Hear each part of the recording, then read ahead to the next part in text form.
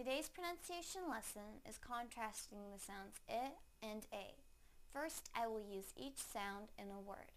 Then I will put the words into a sentence so that you can hear them together with contextual clues.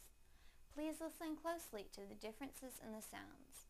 First, the I sound in the word hit, hit, hit.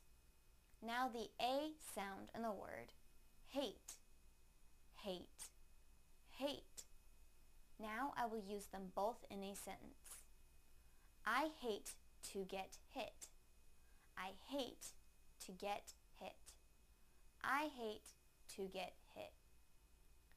Thank you for watching CartoonEnglish.tv's pronunciation lesson. Come visit our website for free lessons, games, and chat. Bye!